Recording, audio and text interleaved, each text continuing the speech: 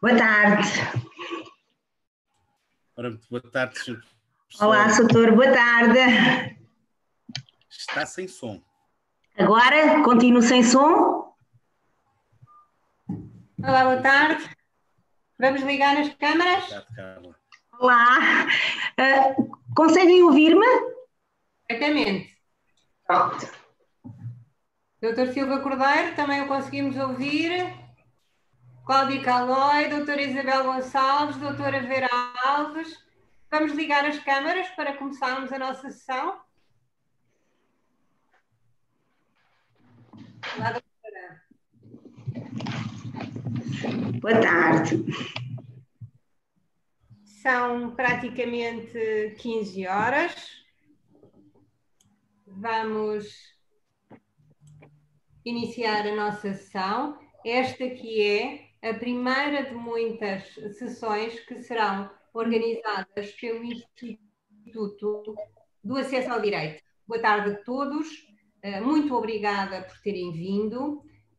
Um agradecimento muito especial pelo facto de disporem todos de um bocadinho das vossas tardes para estarem connosco. É sempre importante partilhar, é sempre importante ouvir, e é isso que vamos fazer hoje aqui. Não só ouvir, como responder a algumas das perguntas que têm assolado as nossas mentes nestes últimos meses. Esta é a primeira de um ciclo de conferências que o Instituto do Acesso ao Direito realizará. É uma iniciativa dedicada, obviamente, a todos os colegas, mas com um especial relevo e óbvio destaque para todos aqueles que estão inscritos no sistema do acesso ao direito e aos tribunais. Teremos inicialmente, nesta ordem de trabalhos que foi por nós organizada, a possibilidade de ouvir uma pessoa sempre interessante, o Sr. Presidente do Instituto, o Dr. Silva Cordeiro. Temos imenso a aprender com ele e vamos ouvi-lo logo após alguns momentos. Depois, vamos prestar a maior atenção à nossa oradora convidada, uma grande amiga, a doutora Cláudia Boloto, uma especialista nestas matérias. Por fim, vamos abrir um debate com a intervenção de 25 colegas que previamente se inscreveram. Agora, como disse, vou passar a palavra a quem sabe.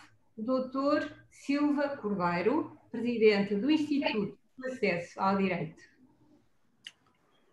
Agradeço à doutora Carla Silva Cunha e agradeço sobretudo à doutora Cláudia Boloto e aos colegas que hoje se disponibilizaram a ouvir esta intervenção, esta conferência que fazemos, que julgamos que poderá ser de interesse de todos. Agradeço especialmente, portanto, à doutora Cláudia Boloto a disponibilidade que manifestou para nos ilustrar com o seu conhecimento.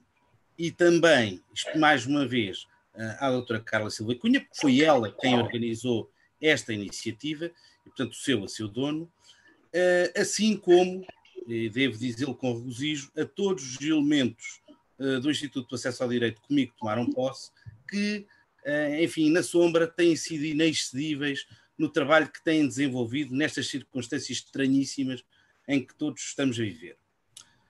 A ideia do Instituto é contribuir para a formação dos advogados inscritos no sistema de acesso ao direito e aos tribunais, e mormente nas áreas de que estes careçam mais de tal apoio, ou seja, naquelas em que a sua intervenção se centre, em que ocorra mais vezes. Portanto, em jeito de introdução, e uma vez que é a nossa primeira iniciativa, direi que as ações de formação que tencionamos ter e organizar estarão divididas em dois grandes blocos.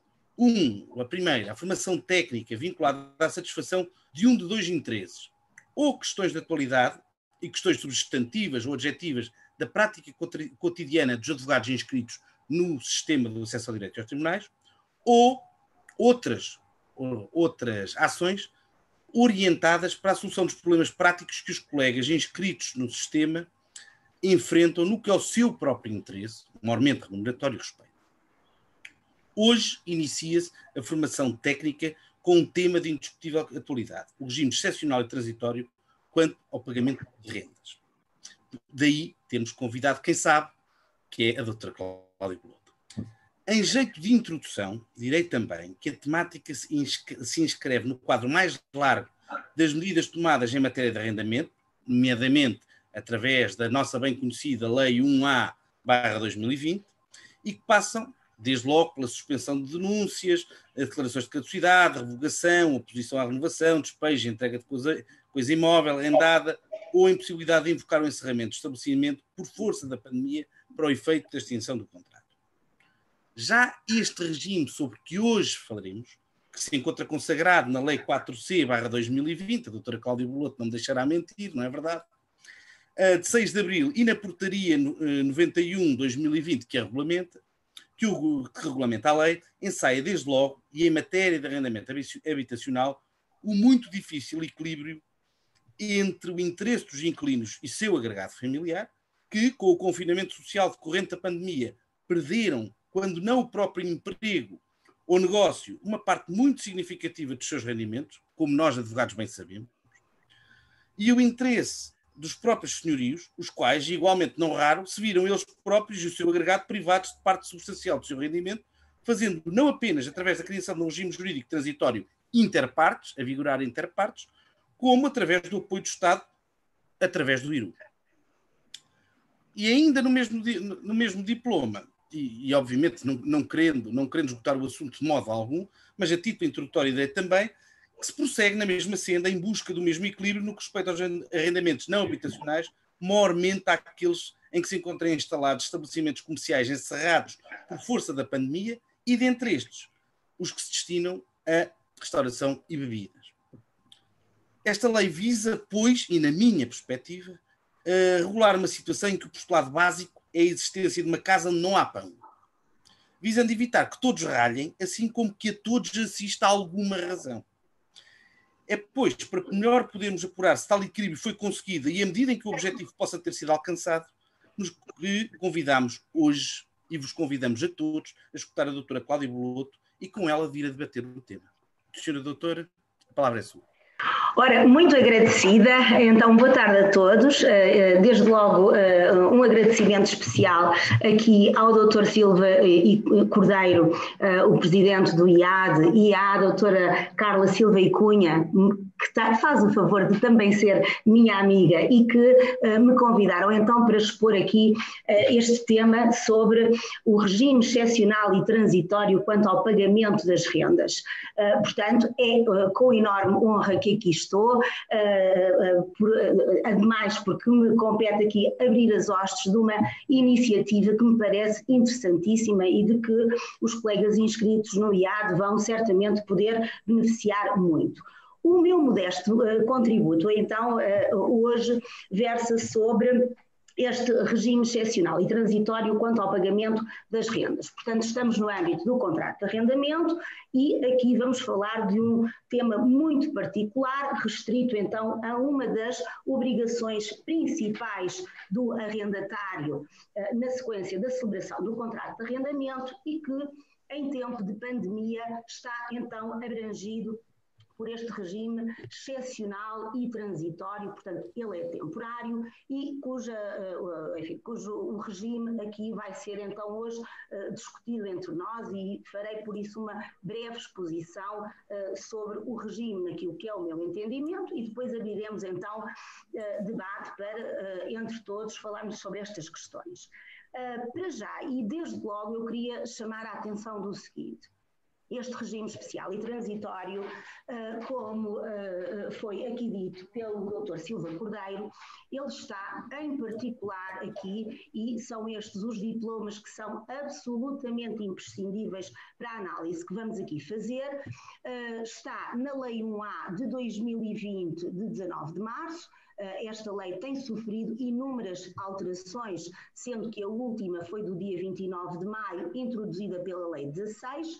Há aqui 2 artigos que, relativamente ao arrendamento, assumem particular importância, designadamente o artigo 6º-A, número 6, linhas B, C e D, e depois o artigo 8º, portanto, desta lei 1A.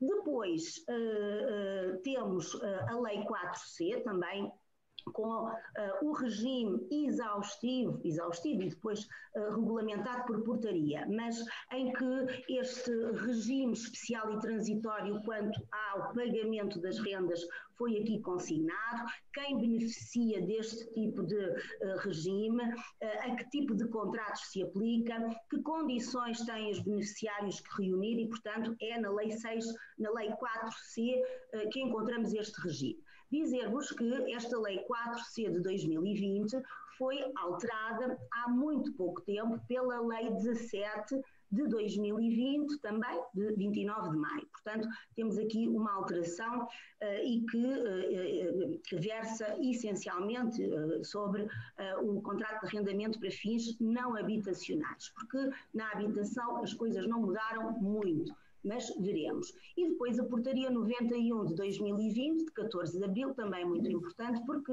estabelece então aqui as condições em que quer o arrendatário, quer o senhorio, no âmbito do contrato de arrendamento para a habitação, podem então usufruir do apoio do IRU, do Instituto aqui da Habitação e Reabilitação Urbana.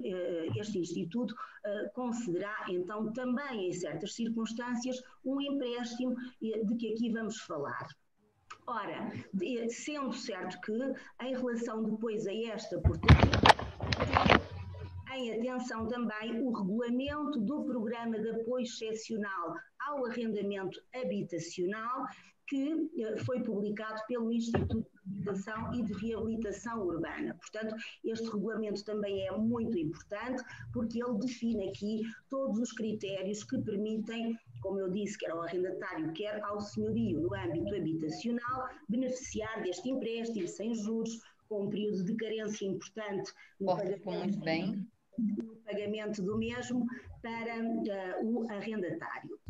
Mas, antes de tudo isto, dizer-vos desde já o seguinte: de acordo com aquilo que se encontra estabelecido na lei 4C de 2020, este regime excepcional e transitório quanto ao pagamento das rendas só se aplica a partir das rendas, e isto está no artigo 14, que foi alterado, mas agora é o artigo 14, número 1 da lei 4C, estabelece então este artigo que a presente lei é aplicável.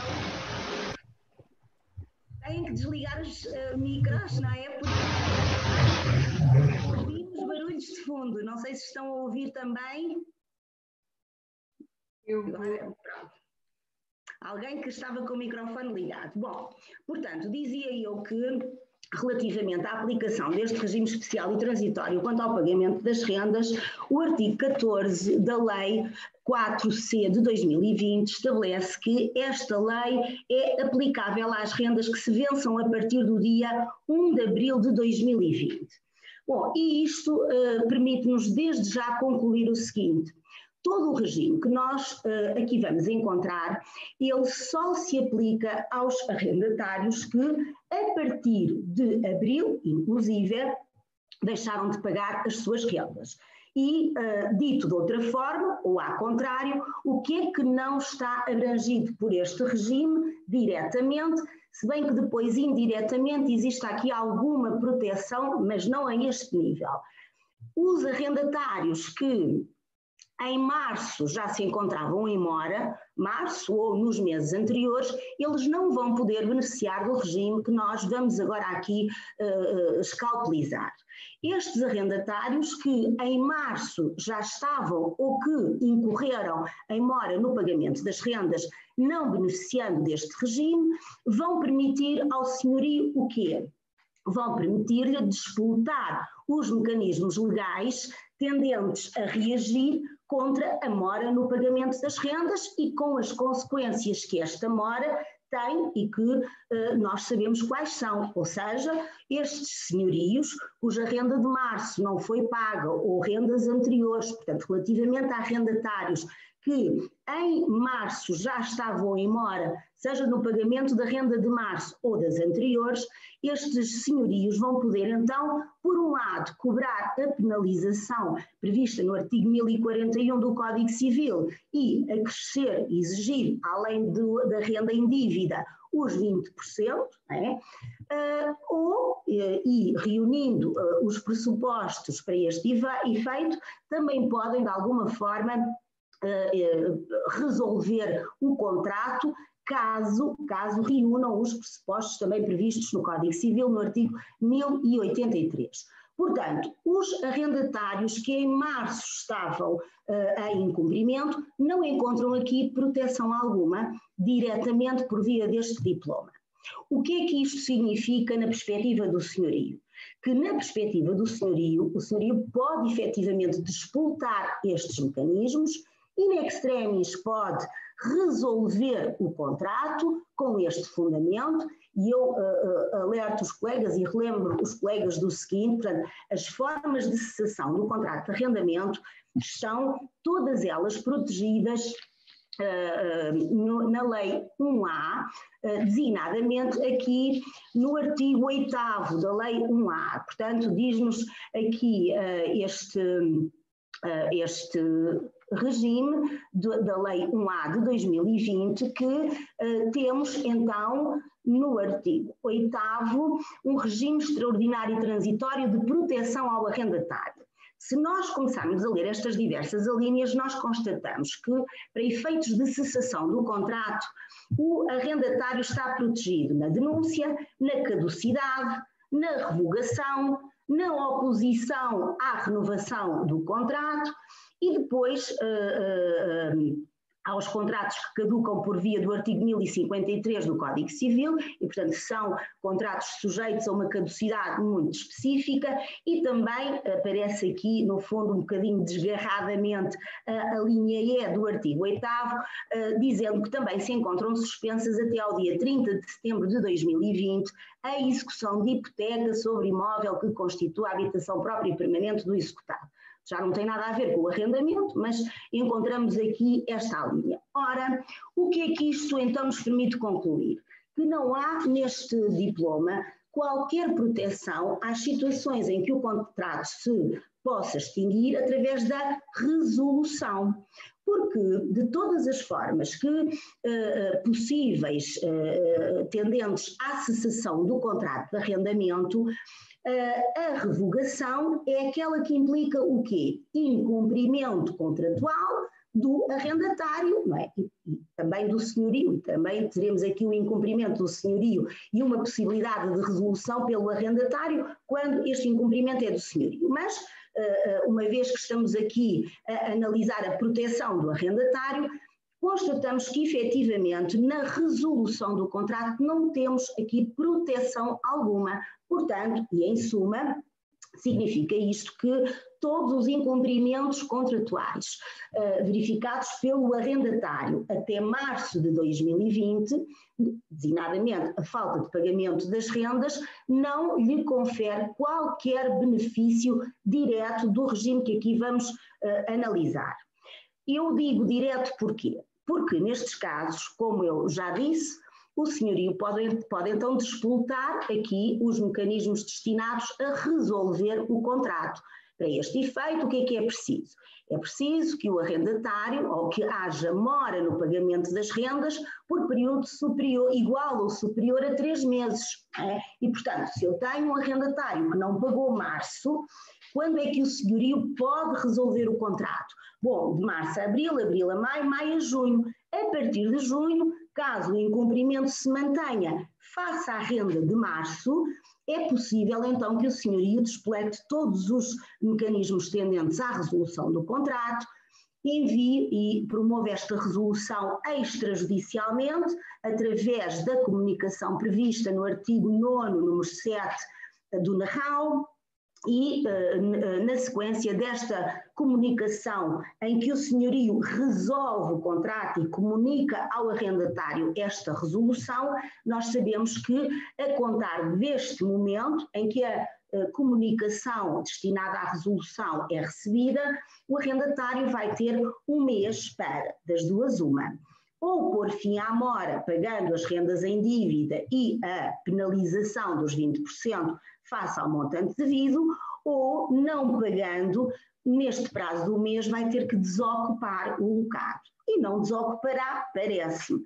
A partir deste momento, o senhorio pode então recorrer à via judicial ou administrativa, no caso do procedimento especial de despejo, no sentido então de obter a entrega do locado. Ora, é na fase da entrega do locado que nós depois vamos encontrar aqui na Lei 1A de 2020 e no artigo 6º, daí que eu vos tenha referido, no artigo 6º-A, e daí que eu vos tenha referido expressamente aqui este artigo, regime processual transitório e excepcional, e nós encontramos então no artigo 6º-A, número 6, que ficam suspensos no decurso do período de vigência do regime excepcional e transitório, o quê? Bom, a linha A não nos interessa, deste número 6, mas interessa-nos a linha B, os atos a realizar em sede de processo executivo ou de insolvência relacionados com a concretização de diligências de entrega judicial de casa de morada de família.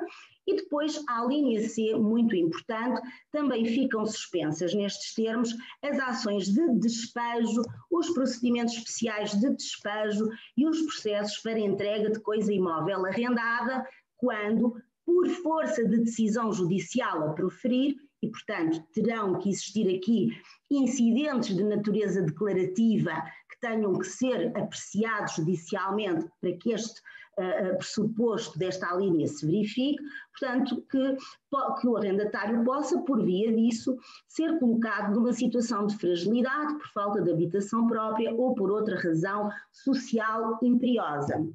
Portanto, como eu comecei por dizer, não vamos encontrar proteção alguma nestes diplomas, uma proteção direta, quando, à data de março, o arrendatário já se encontrava em mora e o senhorio pode disputar todos os mecanismos de que aqui falei, sendo certo que, caso o senhorio assim decida, a verdade é que não se concretizarão, ou pelo menos de acordo aqui com o que se estabelece no artigo 6º-A, número 6, estas ações ficarão suspensas. E reparem que não temos aqui sequer a suspensão dos prazos, não é? Significa que são as próprias ações, os próprios procedimentos que não são tramitados de todo, não é? Porque se o legislador tivesse dito que se suspendem os prazos é uma coisa, mas não disse. Nestas ações de despejo, os PEDs, os procedimentos especiais de despejo, os processos para entrega de coisa imóvel arrendada, estas ações estão efetivamente suspensas e sujeitas à suspensão que todos conhecemos, no sentido de concluir que elas não são de todo tramitadas. E, portanto, um senhorio que disputou estes mecanismos, que já esteja em condições de ou que já tenha resolvido o contrato extrajudicialmente, não é? Sendo ou estando aqui, correspondendo aqui a mora do arrendatário, ou prefazendo o período de tempo necessário para que o senhorio possa fazer. O senhorio pode propor estas ações? Pode.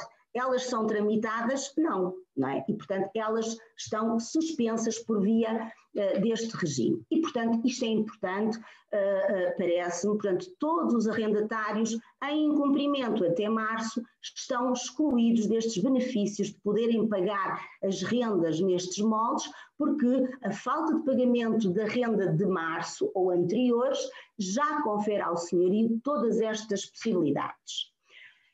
Bom, depois dizer-vos então agora o seguinte, que em relação então, e fazendo aqui um resumo da Lei 4C, nós vamos encontrar um regime excepcional e transitório que abrange os arrendamentos para fins habitacionais e, portanto, este regime resulta dos artigos 3º a 6º da Lei 4C e também um benefício concedido nos arrendamentos para fins não habitacionais. Ele está nos artigos 7º a 10º deste diploma, também da Lei 4C. E fazendo também desde já um apanhado e depois analisando de forma mais minuciosa este regime, dizer-vos o seguinte: o que é que eu encontro em termos de benefícios no contrato de arrendamento para fins habitacionais? Ora bem, este diploma, nos artigos 3º a 6º, estabelece aqui 2 tipos de apoios distintos. Por um lado, consagra a possibilidade de o arrendatário poder diferir o pagamento das rendas. Portanto, não se trata aqui de perdão nenhum para o arrendatário vai ter que pagar estas rendas, mas elas são diferidas no tempo e, portanto, ficará sem pagar e adiantando-me aqui um bocadinho durante os meses em que vigorou o estado de emergência e, portanto, estamos a falar nos meses de abril e maio e no mês subsequente, o junho. Portanto, o âmbito de aplicação aqui desta possibilidade de o arrendatário diferir no tempo o pagamento das rendas corresponde às 3 rendas que eu mencionei, abril, maio e junho. Deverá começar a pagar a partir do mês de julho. Agora, temos uma outra possibilidade dada ao arrendatário, que é a de solicitar um empréstimo a conceder então pelo IRU, nas condições que vêm também previstas aqui no artigo 4C, designadamente no artigo 5º. E este apoio financeiro será então um empréstimo que o IRU irá conceder ao arrendatário sem o pagamento de juros, que o arrendatário vai ter que pagar ao IRU mais tarde, mas com um período de carência que irá até ao final de dezembro de 2020. E, portanto, o arrendatário que pretenda beneficiar deste empréstimo sabe então que terá um período de carência alargado. Parece muito bem aqui este benefício dado ao arrendatário. Agora, a partir do dia 1 de janeiro de 2021, o arrendatário vai ter que começar a reembolsar o IRU nos termos em que nós vamos ver. Ora, depois, ainda a propósito do regime que se prevê para o contrato de arrendamento habitacional, temos aqui também um beneficiário deste empréstimo, que é o próprio senhorio. E, portanto, o senhorio, verificados também que se encontrem aqui certos pressupostos, vai então poder pedir ele próprio o empréstimo ao IRU, desde que o arrendatário não lhe pague as rendas correspondentes a estes meses, e desde que também cumulativamente o arrendatário já não tenha ele próprio pedido o empréstimo ao IRU. E, portanto, quando isto acontece e estando este senhorio nas condições, designadamente, de quebra de rendimentos que nós vamos analisar, também o senhorio poderá solicitar o empréstimo ao IRU. Isto no âmbito do contrato de arrendamento para habitação. Resumindo e indo já depois minuciosamente explicar este regime. Nos contratos de arrendamento para fins não habitacionais, aqui o regime é diferente. O regime é diferente porque o único apoio que aqui se prevê é a possibilidade de o arrendatário deferir o pagamento das rendas. Portanto, não encontramos no regime do contrato de arrendamento não habitacional a possibilidade de o arrendatário ou o senhorio recorrer ao empréstimo do IRU. Portanto, o IRU apenas irá conceder este empréstimo no âmbito dos contratos de arrendamento para fins habitacionais. Bom, e depois veremos também, de forma assim mais minuciosa, que ainda que o IRU empreste estes montantes ao arrendatário ou ao senhorio, pode haver aqui, podemos estar a falar de um empréstimo que não abranja a totalidade da renda, não é? Porque, de acordo com aquilo que vamos ver, fazendo as contas, de acordo com as fórmulas que aqui vêm previstas, o senhorio, nos casos em que o arrendatário recorre ao apoio do IRU, o IRU pode pagar apenas uma parte da renda, exatamente a parte da renda que, no entender do legislador, tendo em conta as continhas que nós aqui vamos fazer, e eu espero conseguir fazer convosco, pelo menos no exemplo, para termos um pouco a noção de como é que as coisas funcionam no exemplo básico, mas podemos concluir que o arrendatário, tendo em conta a quebra de rendimentos e depois a taxa de esforço, 35%, que vamos aplicar ao rendimento disponível, podemos concluir que o arrendatário pode não pagar ou não tem capacidade para pagar a renda toda, mas pode pagar uma parte. E se assim for, o empréstimo do IRU irá então ser parcial, significa que o senhorio receberá uma parte do IRU e outra parte do arrendatário, consoante a taxa de esforço que seja então aqui aplicável. Bom, e portanto é isto que nós vamos encontrar aqui resumidamente no arrendamento para habitação, portanto deferimento de pagamento de rendas e apoio concedido pelo IRU, e depois a propósito do contrato de arrendamento não habitacional só temos o benefício concedido ao arrendatário para deferir o pagamento das rendas nos moldes previstos e que vamos ver, sem qualquer apoio financeiro para este efeito.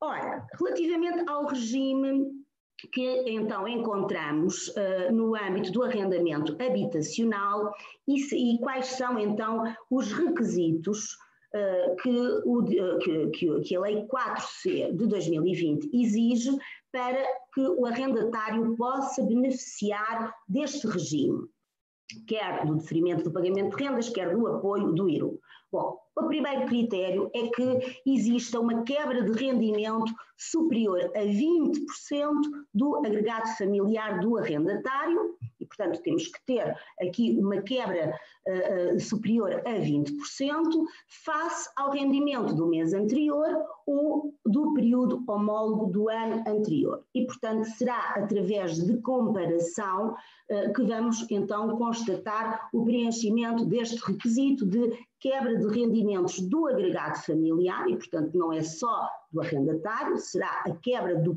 todo o agregado familiar que nos permitirá então quantificar aqui a perda de rendimentos, e se ela for superior a 20%, comparativamente aos períodos que indiquei, temos o primeiro requisito. Mas a este requisito acresce um outro. É preciso que a taxa de esforço do agregado familiar do arrendatário seja igual ou superior a 35%. Portanto, taxa de esforço esta que é calculada com a percentagem também do rendimento de todo o agregado familiar. E, portanto, se o arrendatário preencher cumulativamente estes dois requisitos, por um lado, quebra de rendimento superior a 20% face ao mês anterior ou ao período homólogo do ano anterior, e se a taxa de esforço do agregado familiar relativamente à renda que ele tem que pagar for igual ou superior a 35%, também tendo em conta o rendimento de todo o agregado, ele tem então condições de beneficiar destes apoios, deferimento do pagamento de rendas e a concessão do empréstimo pelo IRU. Para o senhorio poder beneficiar deste regime, bom, aqui nós não temos exatamente os mesmos critérios. O primeiro critério que vos mencionei a propósito do arrendatário é o mesmo, e, portanto, exige-se que exista também uma quebra do rendimento do agregado familiar do senhorio superior a 20%, é tal e qual como, de acordo com aquilo que vale para o arrendatário, mas temos aqui outros critérios que se acumulam com este. Bom, para além desta perda de rendimento superior a 20% do agregado familiar do senhorio, é preciso que essa percentagem de quebra seja provocada pelo não pagamento de rendas pelo arrendatário. Portanto, aquilo que no fundo o legislador aqui exige é que o senhorio que tem a quebra de rendimento superior a 20%, ela advenha da falta de pagamento das rendas pelo arrendatário. Por outro lado, O que é preciso então para que o senhorio também recorra ao benefício que este diploma lhe concede e que é, no fundo, a concessão do empréstimo pelo IRU? Que o arrendatário não pague a renda, não é? E que também não solicite empréstimo para este efeito. E, portanto, se verificarmos estes pressupostos, o senhorio tem direito a este apoio do IRU, mas ao qual acresce também um outro extremamente importante, que é, no fundo, o quarto critério cumulativo com os restantes. É preciso que, na sequência da perda deste rendimento superior a 20%, o senhorio fique com um rendimento disponível abaixo do IAS. É o que resulta aqui, no fundo, do artigo 5º da Lei 4C, designadamente do número 3, que diz os senhorios habitacionais que tenham comprovadamente a quebra de rendimento dos 20%, cujos arrendatários não recorram a empréstimo do IRU, podem solicitar este empréstimo, não é? Sem juros, para compensar o valor da renda mensal devida e não paga, sempre que o rendimento disponível restante do agregado desça, por tal razão, abaixo do IAS. E não quero aqui induzir os colegas em erro, o valor do IAS está neste momento em 434,83 €, se a memória não me falha. Bom, mas mais cêntimo, menos cêntimo, julgo que seja mais ou menos isto. Portanto, e em suma, para que o senhorio tenha acesso a este benefício concedido pelo IRU e o apoio financeiro previsto aqui no artigo 5º, ele tem que cumulativamente preencher os requisitos de que vos acabei de referir. Quebra do rendimento superior a 20% do seu agregado familiar. Essa quebra tem que ser provocada pelo não pagamento das rendas pelo arrendatário. É preciso que os arrendatários não paguem as rendas, evidentemente, mas também não solicitem eles próprios o empréstimo, porque se solicitarem o empréstimo junto do IRU, o senhorio já não poderá beneficiar dele. E, por fim, é preciso que o senhorio fica então com um rendimento disponível abaixo do IAS, inferior a 438. Vi agora aqui uma cábula no diploma, o IAS está em 438,81 €. E, portanto, é também um requisito cumulativo a ter aqui em atenção.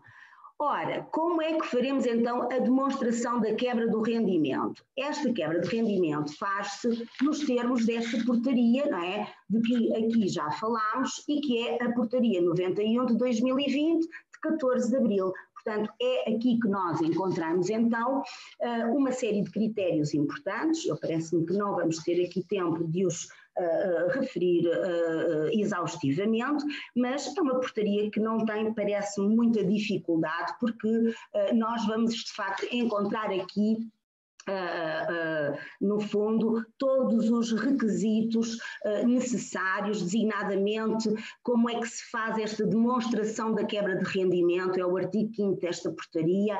Em regra, estabelece aqui, ou ela é feita tendo em conta o valor bruto mensal das pensões,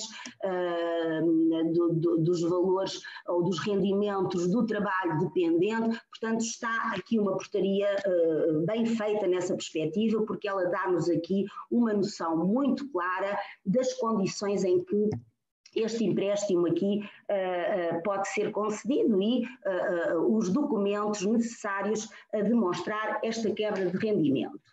Bom, relativamente ao apoio previsto neste diploma para os contratos de arrendamento para fins não habitacionais, já vos disse isto. Portanto, os únicos beneficiários deste regime especial e transitório são os arrendatários.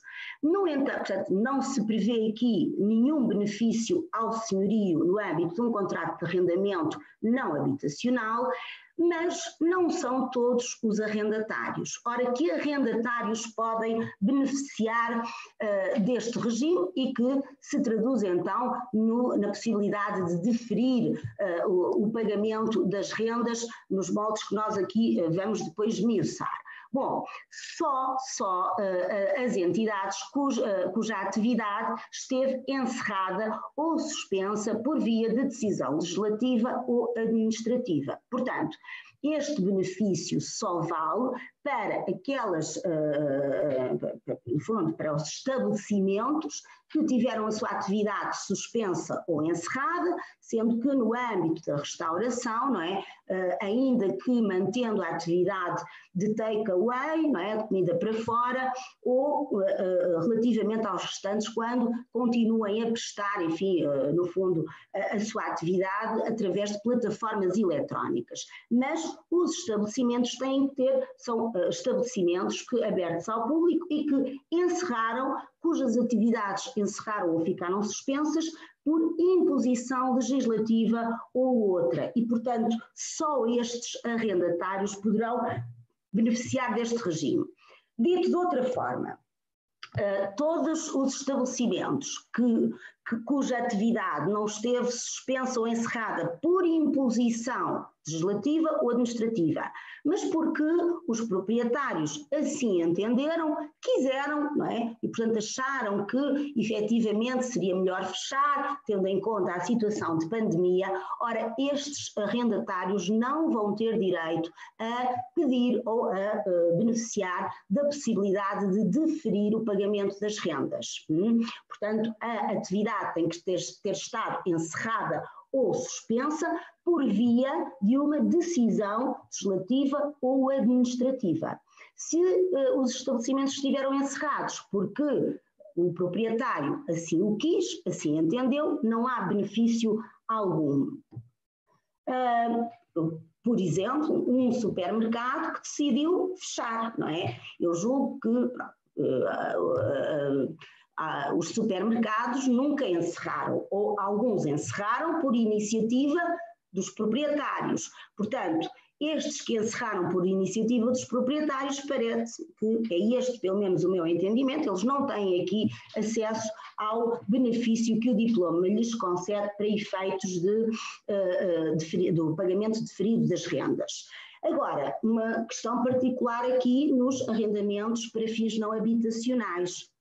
Contrariamente àquilo que nós encontramos no âmbito do contrato de arrendamento habitacional, um arrendatário para fins não habitacionais não tem que fazer demonstração de qualquer perda de rendimento, portanto não há aqui a necessidade de demonstrar o que quer que seja em termos de perda de rendimento. O que é que o legislador fez? Bom, se as atividades estiveram encerradas, ou se o estabelecimento esteve encerrado ou a atividade suspensa, presume-se, obviamente, que o rendimento desceu de forma considerável e que, portanto, justifica desde logo a aplicação ou a possibilidade de beneficiar deste regime.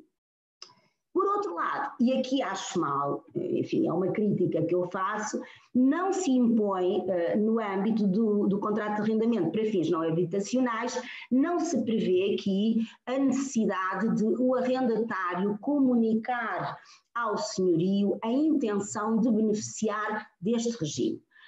Esta comunicação existe. Ela é obrigatória, na minha perspectiva, porque o diploma, a Lei 4C, prevê expressamente este dever de informação, é o artigo 6º da Lei 4C. Agora, a verdade é que quando vamos para os artigos 7º e seguintes, a propósito do contrato de arrendamento para fins não habitacionais, não nos aparece aqui nenhum dever de informação. Bom, qual é preciso informar, não é? Obviamente que se deve informar, não é? Isto pode não ser um dever legal, mas se estamos aqui no âmbito de um contrato, tem que existir aqui um contrato de execução continuada, como nós sabemos, muitas vezes por períodos extremamente alargados no tempo, não é? Designadamente quando estamos a falar de dinastias de arrendatários, e portanto isto pressupõe de facto aqui diálogo entre arrendatário, entre senhorio, e portanto o dever de informação parece-me que não estando, é certo, expressamente consagrado na lei, não se deve deixar de prestar, não é? Agora, se a pergunta for esta, então mas o arrendatário como acontece, infelizmente, numa grande maioria destes contratos, em que senhorio e arrendatário não falam pura e simplesmente, não é? Não comunicam, não há, enfim, qualquer diálogo por nenhuma via. O arrendatário que não informa sofre aqui alguma penalização? Não sofre. E, portanto, nestas circunstâncias, o que é que o senhorio tem que fazer? Se as rendas não foram pagas, a partir de abril, inclusive, o que o senhorio tem que fazer é aguardar o período de tempo em que as rendas podem não ser pagas ao abrigo deste regime, não é? E caso o pagamento não se comece a fazer no período devido, não é? Findo este período em que a lei isenta de pagamento o arrendatário e difere para mais tarde o pagamento destas rendas, pois se o arrendatário não cumprir então, a partir desse momento, o pagamento do mês em curso, acrescido de 1/12 das rendas que ele deixou de pagar, pois o senhorio aí vai ter também aqui fundamento para considerar que há mora no pagamento das rendas, não protegidas por este diploma e, portanto, lançar mão dos mecanismos que conhecemos para a resolução do contrato. Ora bem, agora, então, relativamente às condições para o diferimento do pagamento das rendas no âmbito do contrato de arrendamento habitacional. Portanto, nós já vimos que, de acordo com o que resulta aqui da Lei 4C, designadamente do artigo 8º, portanto, é preciso que o arrendatário reúna as condições cumulativas que estivermos a ver, quebra de rendimento, seu agregado familiar superior a 20% e que haja aqui uma taxa de esforço que seja também superior a 35%. Se estes dois critérios se verificarem, então quais são ou qual é o período de tempo pelo qual o arrendatário pode diferir o pagamento das rendas? E agora vamos concretizar esse aspecto. Portanto, decorre então aqui deste diploma que este benefício existe nos meses em que vigorar o estado de emergência e, portanto, ele vigorou nos meses de abril e maio, não é? Sendo que em maio este estado de emergência cessou, mas entramos aqui no estado de calamidade, mas de emergência temos um período de abril e maio e o que o arrendatário pode fazer é não pagar então estes 2 meses e também não pagar o mês imediatamente subsequente. Portanto, o arrendatário, querendo beneficiar do diferimento do pagamento de rendas, pode fazê-lo relativamente aos meses de abril, de maio e de junho. São, no fundo, no âmbito do contrato de arrendamento para a habitação, a possibilidade que este diploma lhe confere. As rendas, ou estas 3 rendas que assim não são pagas, devem então ser pagas do seguinte modo. Em julho, o arrendatário tem que pagar a renda desse mês e a esta renda acrescerá então 1/12 do valor que estiver em dívida. E, portanto, a partir do mês de julho, este arrendatário, no âmbito do contrato de arrendamento habitacional, ele vai ter que retomar o pagamento das rendas e, com elas, terá que pagar o valor de 1/12 correspondente ao valor que ficou em dívida nos 3 meses em que o pagamento das rendas não foi efetuado. Bom, portanto, isto relativamente a este regime. Por exemplo, se o valor da renda eram de 500 euros, não é? Ele não pagou abril, maio, junho, temos um valor de 1.500 euros que ele acumulou neste período protegido pela Lei 4C, significa que em julho, o que é que o arrendatário vai pagar? A renda do mês de julho no valor de 500 euros e depois vamos dividir os 1.500 por 12 e além dos 500, ele terá que pagar também um 12avos correspondente a 1.125 euros. Portanto, este arrendatário, no fundo, em julho, vai ter que fazer um pagamento de 625 euros e falo-á durante os 12 meses subsequentes. É isto. Agora, pretendendo beneficiar deste regime, como eu já disse, o arrendatário tem o dever de comunicar ao senhorio esta intenção. É o que decorre do artigo 6º e, portanto, esta comunicação deve ser feita no prazo de 5 dias antes do vencimento da primeira renda em que o arrendatário quer beneficiar deste regime, porque reparem, o arrendatário até pode ter tido condições de pagar a renda de abril, mas já não a de maio, não é? E, portanto, é sempre com uma antecedência de 5 dias face ao vencimento da renda relativamente ao qual ele quer deferir o pagamento nos moldes que acabámos de ver, sendo certo que esta regra foi diferente para a renda do mês de abril, não é? Porque este diploma entrou em vigor, aliás, ele só foi publicado no dia 6 de abril, não é? E, portanto, muitas rendas se haviam já vencido à data da publicação e, portanto, relativamente à renda do mês de abril, o arrendatário que quis beneficiar deste regime, o que teve que fazer foi de cumprir um prazo não de 5 dias, face ao vencimento da renda, mas sim um prazo de 20 dias após a publicação da Lei 4C. Mas a lei é clara, portanto, ela faz depender este benefício do arrendatário do cumprimento de tudo isto, designadamente dos pressupostos que a lei aqui prevê para poder deferir o pagamento das rendas. E, portanto, a questão que aqui se pode colocar é esta. Bom, então, e se o arrendatário não comunica, não é? E se o arrendatário comunica, mas não demonstra esta quebra de rendimentos? E se o arrendatário não comunica, não demonstra, nem faz coisíssima nenhuma? E provavelmente serão a maioria dos casos, não é? Aquele silêncio sepulcral dos arrendatários que não dão sinal de vida e não pagam, não é? E que nos dão, enfim, aqui estas dores de cabeça quanto àquilo que fazer. Ora bem, é assim, se o arrendatário não toma qualquer nenhuma destas iniciativas de comunicar, não é? E, acima de tudo, de demonstrar, pois ele não está a preencher os requisitos que lhe permitem beneficiar do pagamento deferido das rendas. E, portanto, o que é que nestas circunstâncias o senhorio pode fazer?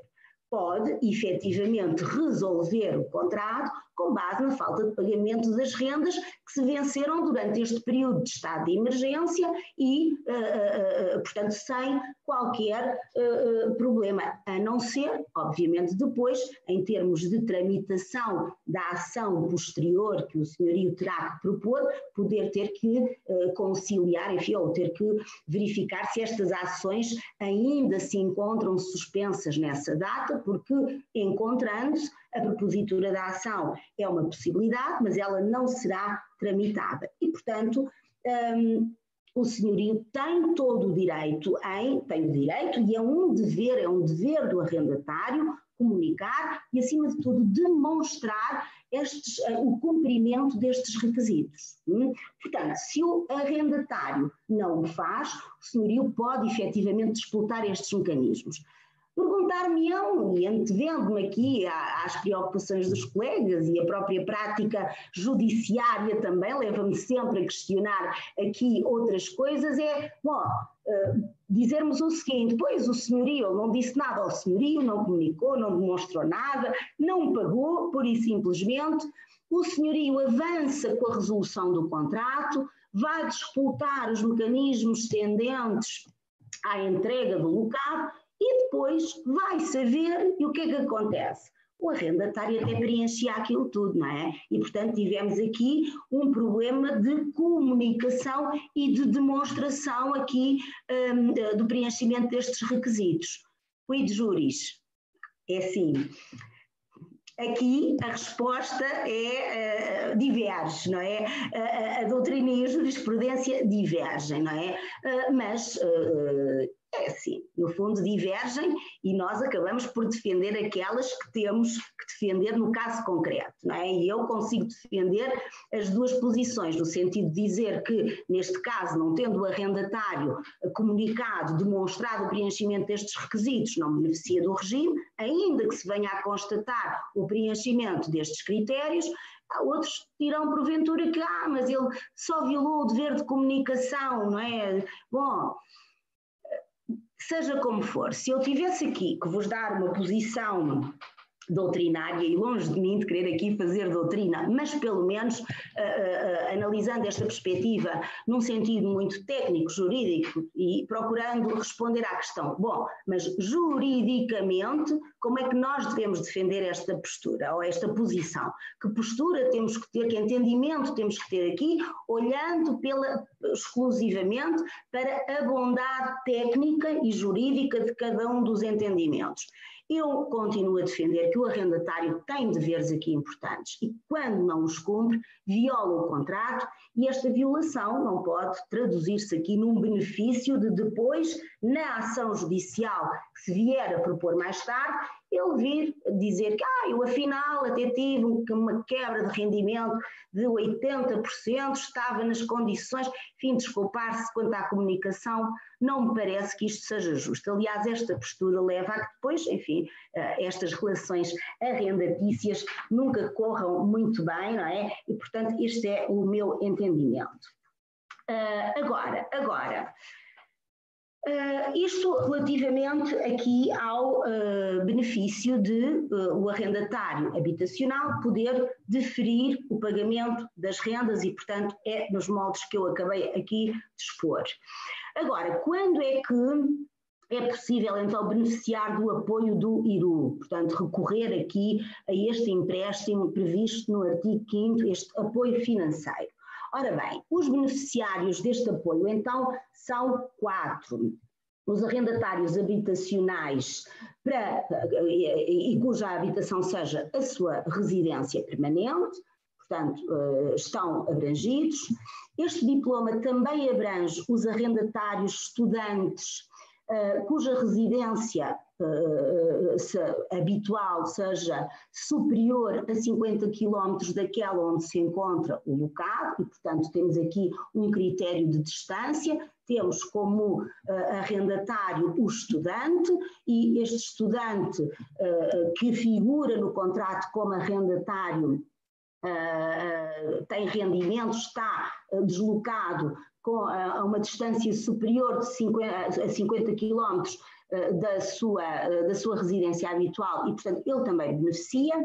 Depois temos também a possibilidade de serem os próprios fiadores dos arrendatários estudantes que não tenham rendimento do trabalho a recorrer a este empréstimo, e quando são os fiadores, eles estarão sujeitos também à quebra de rendimento prevista aqui no artigo 4º, não é? Portanto, aquilo que se quis, no fundo, abranger neste regime dos fiadores foi o quê? Quando os fiadores são os pais do estudante, não é? E, portanto, através desta construção, não é? Os fiadores dos arrendatários estudantes que não tenham rendimento do trabalho, e, portanto, os seus fiadores são, na enorme maioria das vezes, os pais, e, portanto, os próprios pais, sendo fiadores, vão poder beneficiar do empréstimo do IRU desde que preencham os requisitos de quebra de rendimento, como já vimos, e depois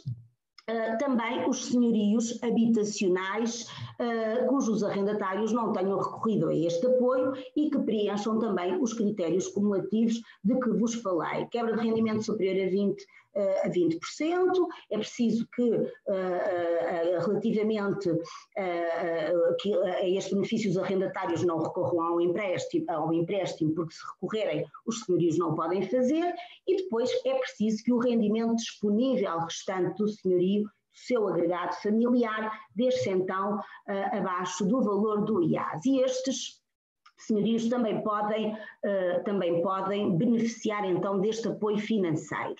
Este apoio financeiro, como eu já disse, ele é um empréstimo, é concessão do empréstimo, que pode ou não corresponder à totalidade da renda ou das rendas mensais, tendo em conta exatamente a aplicação aqui da taxa de esforço de 35% e que nos dirá qual é a capacidade do arrendatário para suportar a renda e em que valor.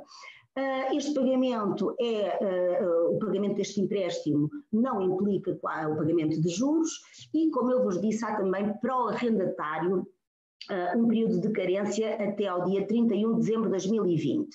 Mas atenção, o período de carência para pagar este empréstimo ao IRU é só do arrendatário. Dito de outra forma, o senhorio que recorra ao empréstimo do IRU não tem o período de carência que nós encontramos para o arrendatário até ao dia 31 de dezembro de 2020. Portanto, o valor a suportar então pelo IRU será a diferença entre o valor mensal da renda, por um lado, que é devida, e o valor resultante da aplicação ao rendimento agregado familiar desta taxa de esforço de 35%.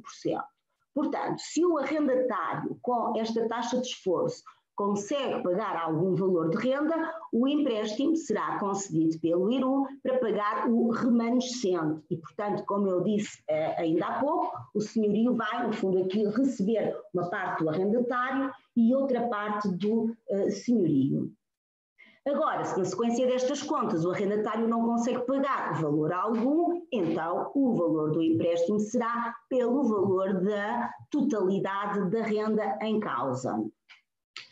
O certo é que, ainda e aplicando esta taxa de esforço e tendo em conta, no fundo, aqui estes critérios, o certo é que o rendimento restante do agregado familiar do arrendatário, depois de pagar a renda, ou parte dela, nunca pode ser inferior também ao IAS e, portanto, a 438,81 €. Portanto, é isto. Eu fiz aqui, e vou agora aqui recorrer às minhas cábulas, porque eu própria fiz aqui um exemplo, depois continhas, que não ia fazer aqui perante vós, porque eu de contas sou péssima, mas alinhavei aqui umas contas relativamente a um exemplo muito concreto e de uma situação, enfim, que me parece ser absolutamente normal ou dentro daqueles parâmetros que nós podemos considerar a normalidade. Então vamos presumir que temos um casal que tem um rendimento mensal de 1.000 € cada. E, portanto, estamos a falar de um rendimento do agregado familiar correspondente a 2.000 €. E sendo que este casal paga de renda mensal 800 €, certo? Ora bem, na sequência da pandemia e de todas estas situações de emergência que vivemos, constatamos que um membro do casal entrou em layoff e, portanto, perdeu o rendimento correspondente a 1/3, não é, do seu salário. Eu estou a fazer as contas da forma muito, enfim, aqui simples, está bem? Só para percebermos como é que as contas se devem fazer. A perda de rendimentos foi de 1/3 e, portanto, de 1.000 €, ele perdeu 333,33. É o valor aqui da perda de rendimento deste agregado familiar. Ora, uma vez que o critério para conceder aqui estes benefícios é de que a quebra do rendimento seja superior a 20%, temos que saber se estes 333,33 corresponde a 20% e constatamos que não é? Portanto, o que é que eu tenho aqui? No fundo, 20% de 2.000, não é? A quebra de 20% corresponde a 400 €. Portanto, este casal, para poder beneficiar destas medidas, ele vai ter que ter uma quebra de rendimento superior a 400 €. Ora, se só um dos membros do casal entrou em layoff e perdeu 1/3 do seu rendimento, que corresponde no cômputo global do agregado familiar a 33 333.33, não temos preenchido este critério da quebra de rendimento de 20% e este casal não vai poder beneficiar de nenhuma destas medidas. Ora, coisa inversa acontecerá se ambos os elementos do casal tiverem estado em layoff, não é? E, portanto, se os dois estiveram em layoff e cada um perdeu 1/3 do seu vencimento, vamos constatar que a quebra de rendimento, neste caso, já é superior a 400 euros. No exemplo que eu dei, estaremos perante uma quebra de rendimento de 666,66. É isto, superior a 400 euros, aos 20%, e, portanto, este casal pode, então, recorrer a estes apoios, designadamente ao apoio financeiro. Ora, como é que nós agora, e tendo por base este exemplo, vamos calcular o valor do empréstimo?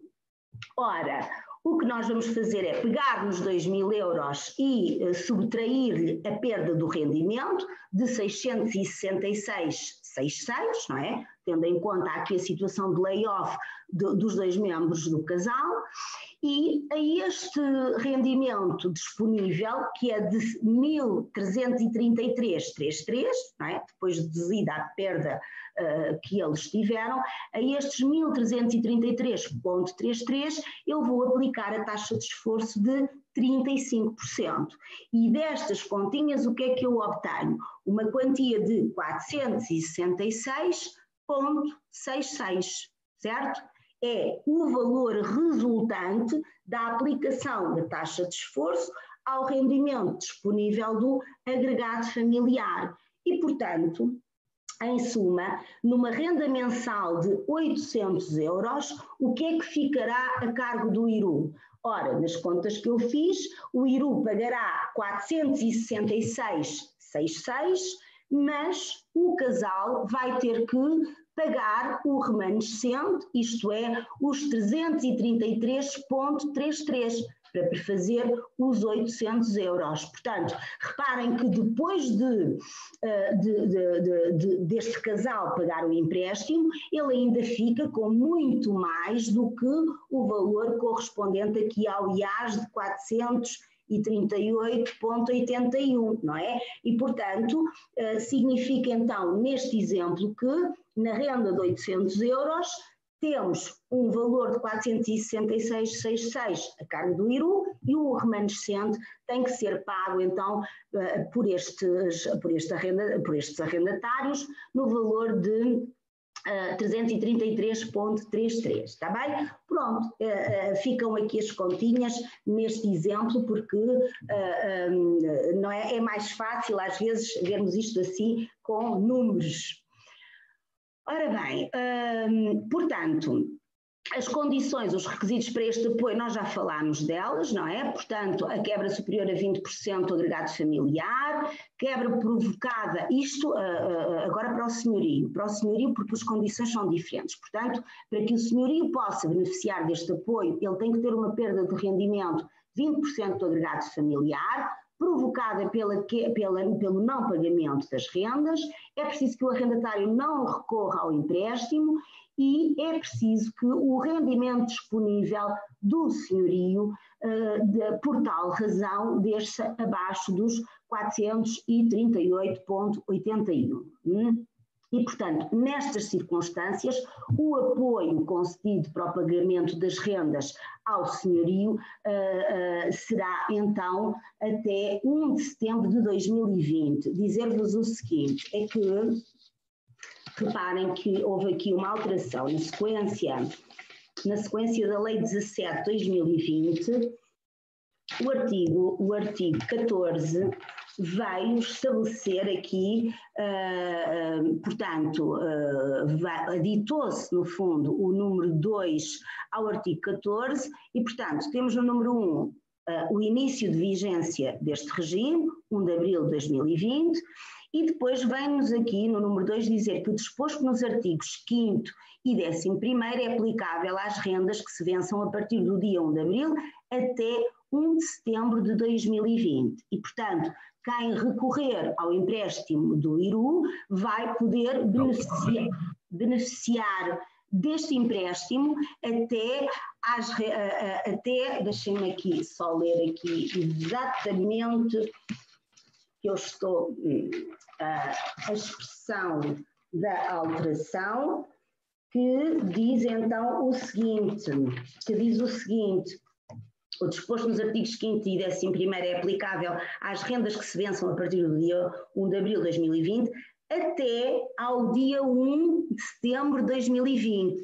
Não é até ao mês de setembro, percebem? Ou seja, se eu tiver rendas que em setembro vencem-se depois do dia 1, não sei se, acho que pelo menos fazendo uma interpretação absolutamente literal deste diploma, os senhorios, os arrendatários já não vão poder beneficiar aqui do empréstimo quando a renda se vence depois do dia 1 de setembro. Portanto, só as rendas vencidas até ao dia 1 de setembro. O legislador podia ter sido, enfim, mais flexível, não é? Nós sabemos que há muitos contratos de arrendamento cuja renda se vence no dia 8 e põem lá no dia 8, porque toda a gente diz, é até ao dia 8. Não é até ao dia 8, é no dia 1, não é? Só que o arrendatário pode pagar sem qualquer penalização até 8 dias depois da data de vencimento. Mas quando nós colocamos nos arrendamentos o dia 8, o arrendatário vai poder usar deste benefício até ao dia 16, não é? Portanto, são rendas nestes casos que não se vencem no dia 1 e, portanto, parece-me estão claramente e por via de uma interpretação literal deste diploma, excluídas por terem um vencimento posterior à data prevista aqui como limite do apoio do IRU. Bom, depois dizer-vos o seguinte, é que para o senhorio o montante máximo do empréstimo corresponde ao valor mensal das rendas devidas e não pagas, não é? Porque não há taxa de esforço para o senhorio, não é? Enquanto para o arrendatário o que eu vou fazer é aferir, através destas contas, da sua capacidade de pagar a renda ou pagar alguma parte da renda, para o senhorio, não é? O empréstimo é concedido pela totalidade das rendas não pagas, até porque um dos requisitos é que o seu rendimento disponível desça abaixo dos 438,81, não é? E, portanto, este senhorio estará a pão e água nesta altura, digo eu. Bom, depois, relativamente aqui ao reembolso pelos senhorios. Ora, relativamente aos senhorios, não há período de carência, como eu disse, portanto os senhorios não vão poder beneficiar do período de carência até ao final do ano.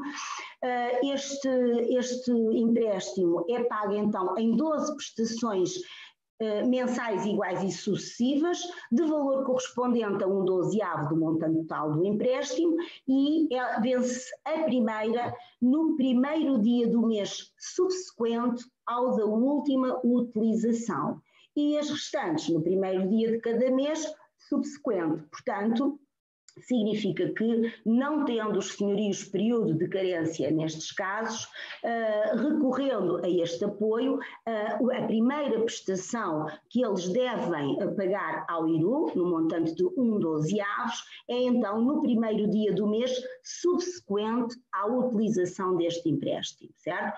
Lá está, pode até acontecer que os senhorios não precisem de recorrer sempre a este empréstimo e só para pagar algumas rendas, não é? E se assim for, o empréstimo, enfim, será aquele para o mês em que o senhorio solicitar.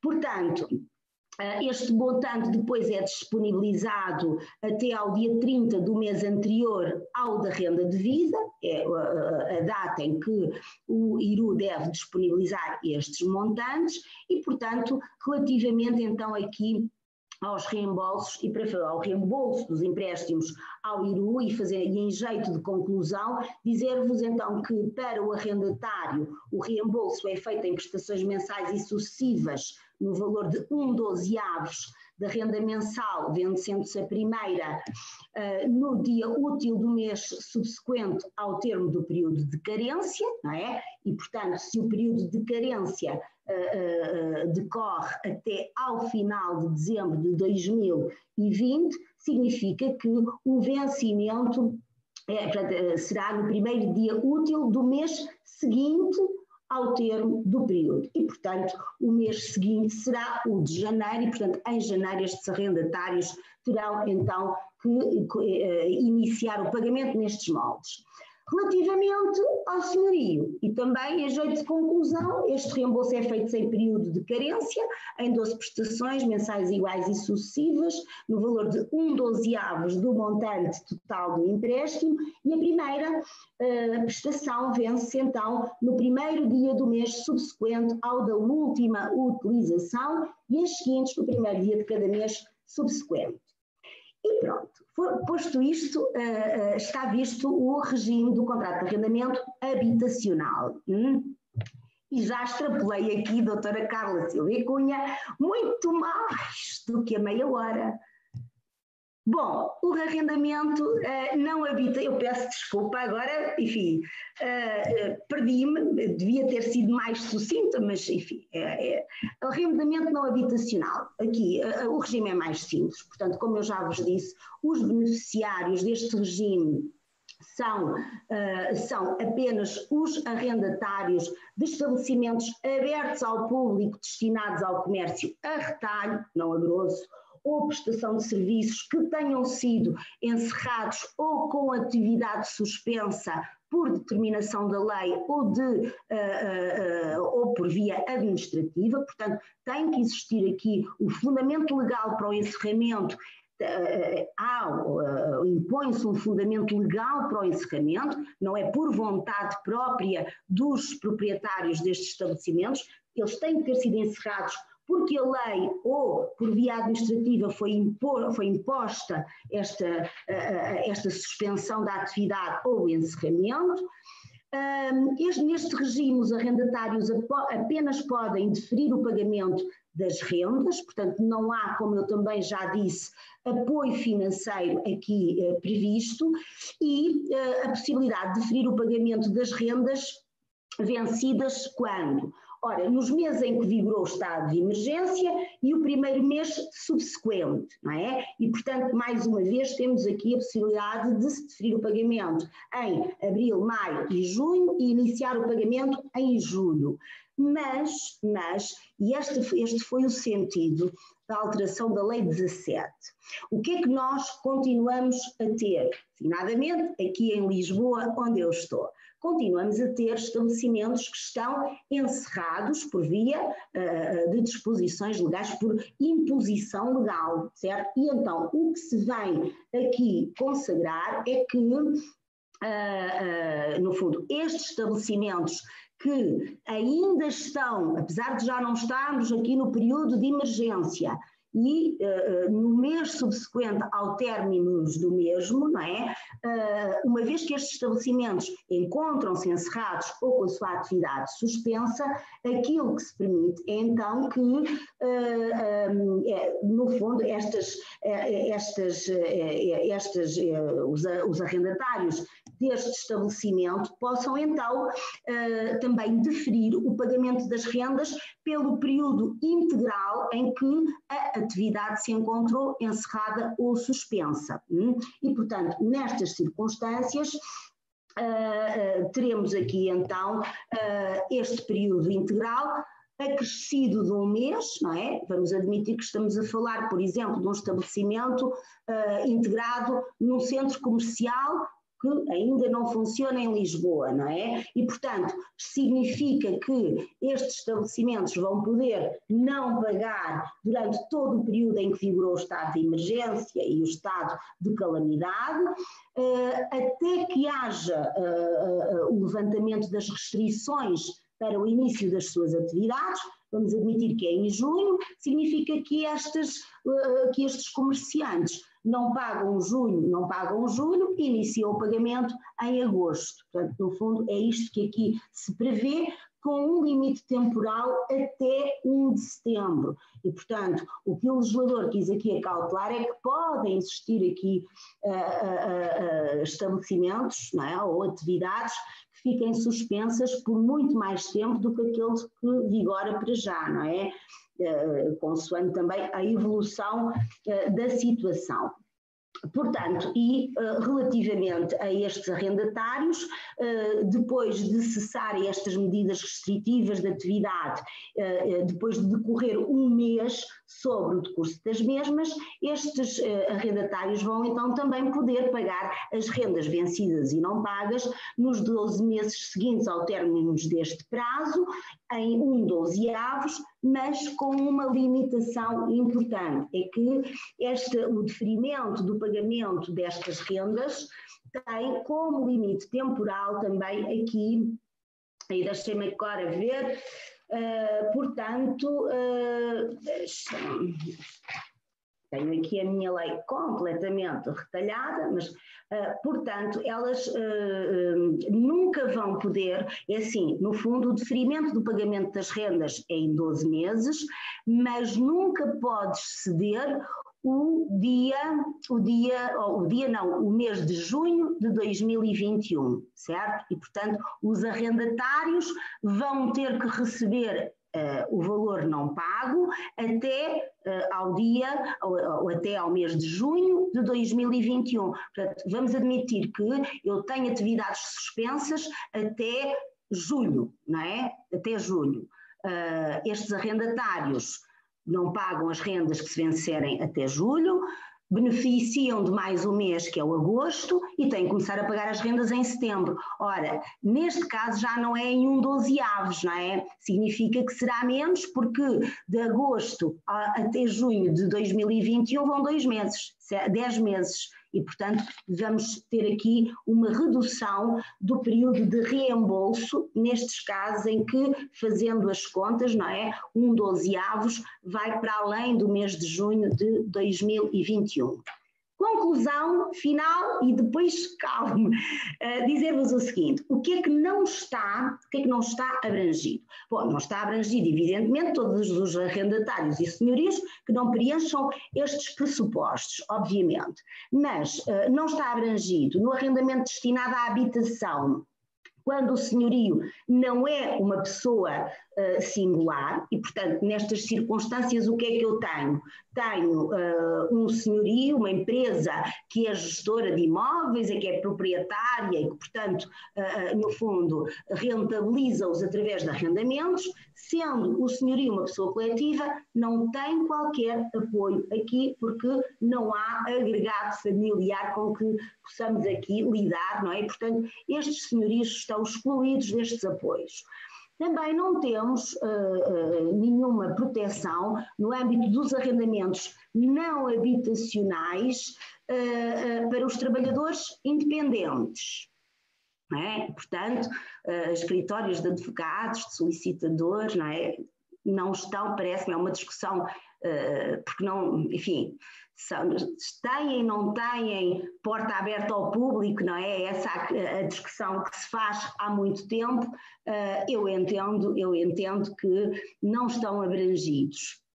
Depois, também não estão abrangidos as pessoas coletivas de atividades não abrangidas por este diploma, portanto, aquelas que não encerraram por imposição legal ou administrativa, também estão excluídas, e por fim, também, das situações que eu ficcionei aqui, também não estão abrangidos no arrendamento habitacional, quando o arrendatário é uma pessoa coletiva, não é? Porque há muitas empresas que arrendam imóveis para, no fundo, permitir ou para a habitação dos seus funcionários. Ora, nestes casos, estes benefícios também não estão aqui contemplados, parece.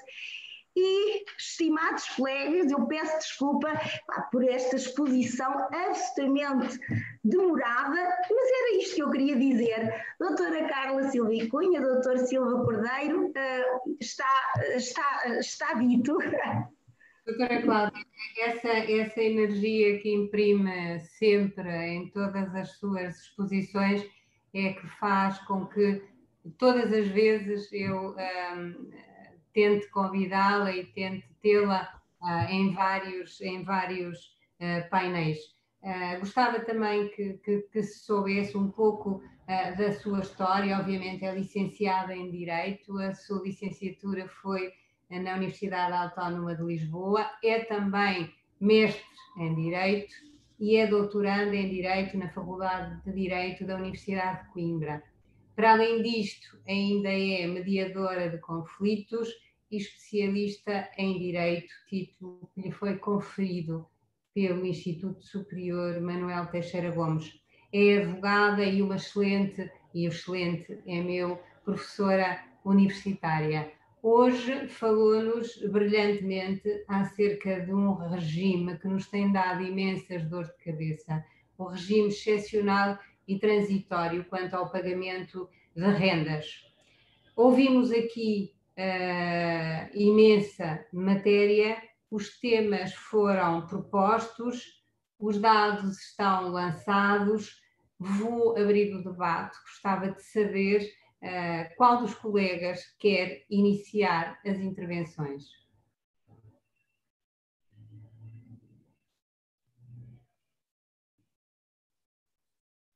Alguma pergunta? Como sabem, nós nas inscrições para a conferência inscrevemos 25 colegas, aliás, há 25 colegas que se inscreveram com a ideia de que queriam efetivamente colocar questões à doutora Cláudia. Eu vejo aqui a doutora Elsa Oliveira a posicionar-se e acredito que vem dali uma grande pergunta. Colega, diga-me.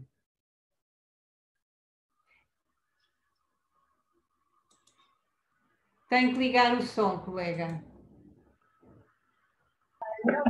Não, eu só pus agora a imagem, mas tive de estar a ouvir e não ia fazer qualquer pergunta.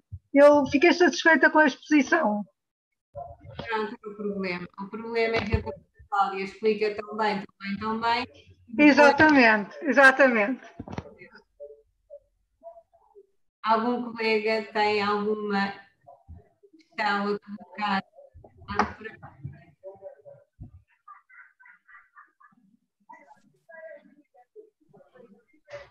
Carla, caso gostaria de colocar à doutora Cláudia uma questão, se fosse possível. Antes de mais, eu peço desculpa porque a minha questão pode eventualmente vir a ser repetida, porque eu entrei um bocadinho mais tarde por questões técnicas e tive aqui umas situações no escritório um bocadinho inesperadas que eu tive que ir respondendo. Antes de mais, peço também desculpa por às vezes terem-me apanhado aqui ao telefone, vou falar com a colega. Eu não sei se a doutora falou da situação do alojamento local.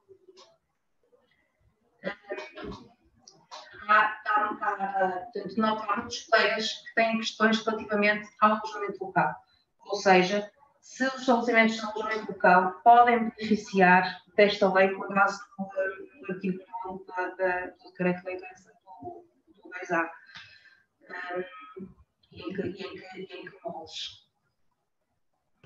Muito bem, o alojamento local. É assim, eu de facto não referi, mas é uma questão muito importante e ainda bem que, lá está, existem estas questões, porque a verdade é que esta lei 4C, o que veio aqui prever é que esta lei se aplica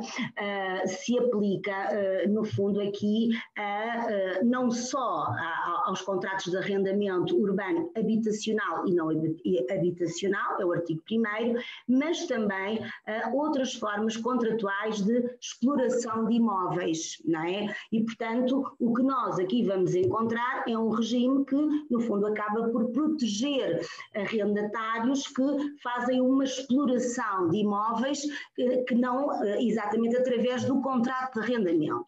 Aquilo que eu posso dizer é o seguinte, é que, e aliás, nas conclusões referi isso, se o arrendatário é uma pessoa coletiva, ela não vai, esta arrendatária não vai poder beneficiar do deferimento do pagamento de rendas ou do apoio do IRU nos termos previstos aqui neste diploma.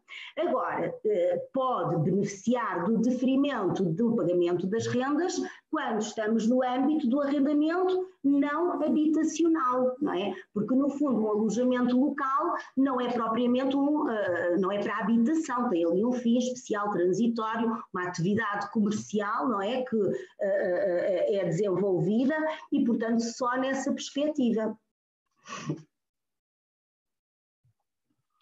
Muito bem, obrigada. A doutora Soraya Tender tem uma questão também a colocar. Tem que ligar o som. Estão-me a ouvir? Sim, perfeitamente. Boa tarde.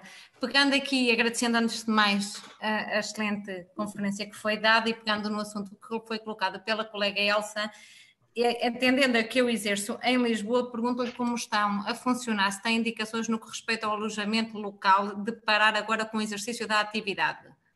Sabemos que não havendo turismo há a suspensão da atividade do alojamento local e, portanto, que as pessoas estão a dedicar-se mais ao arrendamento tradicional para tirar alguma rentabilidade dos imóveis e, portanto, a minha questão é, em termos aqui de gestão dos senhorios, como é que poderão fazer? Porque depois sabemos que Lisboa tem as cotas e, portanto, continuam com as cotas, perdem o direito, como é que funciona? Bom, o que eu lhe vou dizer é o seguinte, é que para que o alojamento local possa beneficiar deste regime que se encontra aqui previsto para o contrato de arrendamento para fins não habitacionais, não é? O que é preciso é que tenha havido uma imposição de encerramento. E, no caso do alojamento local, assim, eu sei que não houve, agora, temos que ver que se eles podiam continuar, bom, a verdade é que ainda que estivessem de portas abertas, não teriam certamente aqui ninguém, enfim, que pudesse ali usar, não é, os serviços que prestam, mas todos os arrendatários que beneficiam deste regime têm que ter encerrado a sua atividade por imposição legal ou administrativa. No caso dos arrendamentos locais, eu confesso-lhe que eu não tenho assim informação concreta sobre se eles tiveram ou não que encerrar por imposição. Não tiveram, não é? Não estão abrangidos e, portanto, aqui não me parece que haja o benefício destes regimes. Agora, parece que existirão outros, não é? Designadamente a possibilidade destes arrendamentos ou dos alojamentos locais se converterem agora em arrendamentos de renda apoiada, controlada e, portanto, parece-me que há aqui outras vias através das quais os alojamentos locais vão ser apoiados também, mas não através deste diploma ou destes benefícios. Obrigada. Eu posso colocar mais uma questão, não sei se... Sim.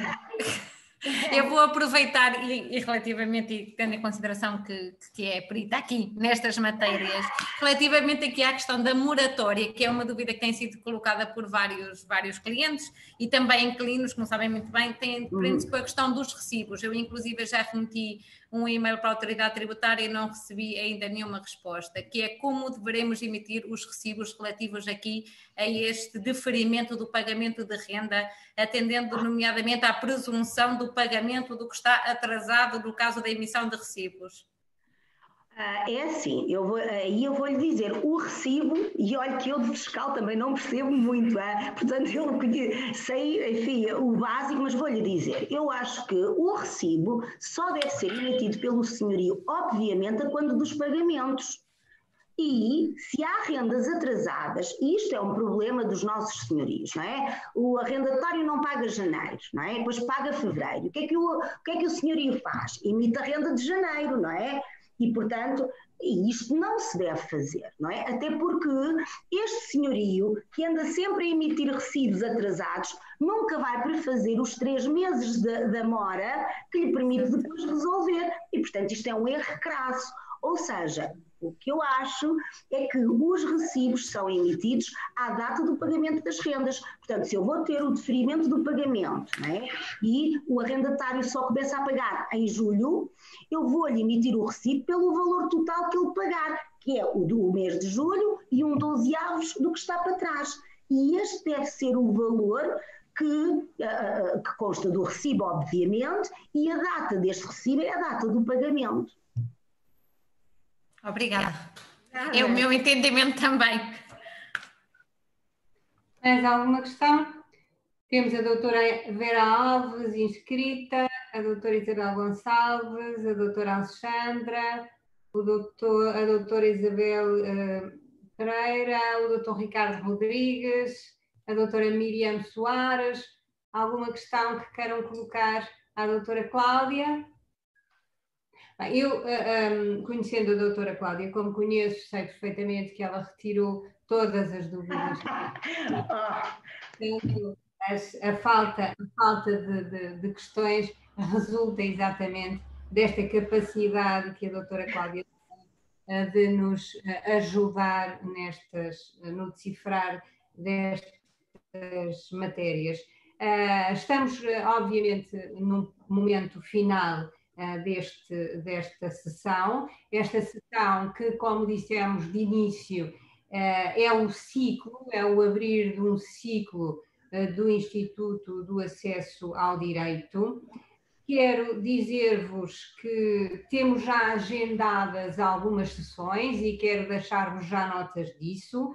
No dia 18 de junho, pelas 17h30, vamos ouvir falar sobre honorários, os seus lançamentos, numa perspectiva muito prática, questões práticas. No dia 25 de junho, teremos também, às 18 horas, uma nova conferência subordinada ao tema A Alteração Anormal das Circunstâncias, o artigo 437 do Código Civil e a situação pandémica. Aqui teremos a possibilidade de ouvir a nossa oradora convidada, a senhora doutora Sandra dos Reis Luís, juiz de Direito. Digo-vos também que outras sessões estão programadas, mas que com o tempo vamos fazendo esta divulgação. Queremos que estejam connosco, lembrando-se sempre que o Instituto visa a formação e a colaboração com os advogados, não só os advogados do sistema de acesso ao direito e aos tribunais, mas com especial relevo para esses advogados. Quero terminar, e tenho que terminar agradecendo, obviamente, a intervenção da nossa oradora convidada, a doutora Cláudia, que é sempre um gosto ouvi-la. Quero também agradecer a todos os técnicos da Ordem dos Advogados que fizeram o favor de nos ajudar na elaboração desta sessão, e quero agradecer ao doutor Ana Mourinho, ao doutor Jorge Afonso, à doutora Elsa Pedroso, à doutora Ana Rita Magalhães, à doutora Cláudia Caloi, à doutora Cláudia Tic, à doutora Soraya Tender e ao doutor Silva Cordeiro, o facto de terem participado ativamente na montagem desta conferência. Este que é o grupo do Instituto, um grupo que é coeso e que tem um programa organizado que visa colaborar com todos os colegas que, de forma tão briosa, todos os dias vivem as amarguras do sistema de acesso ao direito e aos tribunais. Esta conferência está disponível através da página da Ordem dos Advogados e também através do canal YouTube. Qualquer saudade que tenham é só rever-nos nestas duas plataformas. Obrigada a todos, foi um gosto. Obrigada. Até breve, muito breve. Obrigada. Obrigada. Obrigada, boa tarde. Obrigada.